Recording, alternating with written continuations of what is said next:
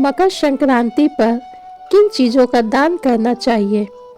इस दिन किन कार्यों को करने से मिलता है लाभ? तो आइए इन बातों को जानते हैं।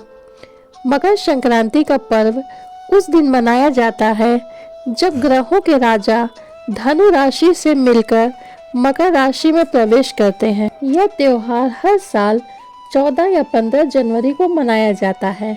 मकर संक्रांति का त्योहार 14 जनवरी 2025 को मनाया जाएगा। देश के अलग अलग राज्यों में अलग अलग तरीकों से मनाया जाता है। कुछ जगहों पर इसे खिचड़ी का त्योहार भी कहा जाता है। मकर संक्रांति पर कुछ चीज़ों का दान करने से जीवन में शुभता व बरकत आती है। मकर संक्रांति पर स्नान व दान का विशेष महत्व है।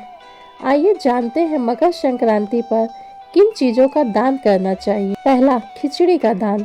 मकर संक्रांति को कुछ जगहों पर खिचड़ी का पर्व भी कहा जाता है।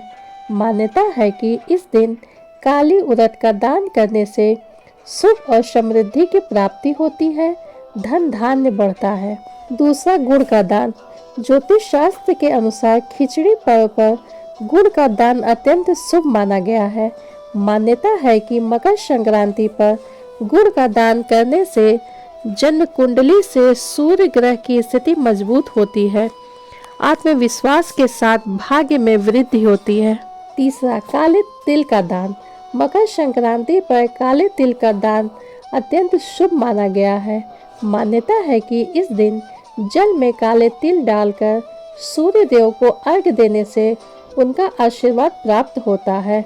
इसके साथ ही शनि देव भी प्रसन्न होते हैं। चौथा, गर्म वस्त्रों का दान। मकर संक्रांति पर गर्म वस्त्रों व कंबल का दान अत्यंत शुभ माना गया है।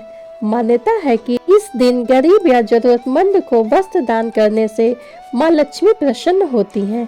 पांचवा, घी का दान। मकर संक्रांति पर घी का दान करना अत्यंत शुभ माना गया है। ज्योतिष शास्त्र के अनुसार मकर संक्रांति पर घी का दान करने से आर्थिक उन्नति व खुशहाली आती है।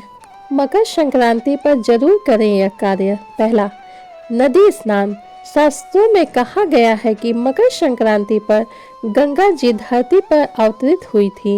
इस दिन गंगा स्नान या गंगा जल में काले तिल डालकर करने से हजारों गुना पुण्य प्राप्त होता है। इस दिन गंगा सागर में मेला भी लगता है। दूसरा, गाय को हरा चारा खिलाना। मकर संक्रांति के शुभ अवसर पर गाय को हरा चारा खिलाएं। मान्यता है कि इससे सौभाग्य में वृद्धि होती है। पतंग उड़ाने का महत्व। मकर संक्रांति के दिन पतंग उड़ाना शुभ माना जाता है। मान्यता के अनुसार इस दिन भगवान श्री राम ने जो पतंग उड़ाई थी वो इंद्रलोक तक पहुंच गई थी। यही वजह है कि इस दिन पतंग उड़ाई जाती है। पांचवा, तिल गुड़ का सेवन। तिल को दरिद्रता नाशक कहा गया है। मकर संक्रांति पर ठंड रहती है, ऐसे में तिल गुड़ का सेवन करने से शरीर में स्फूर्ति आती है, व्यक्ति के आत्मविश्वास में वृद्धि होती है। छठा, दान।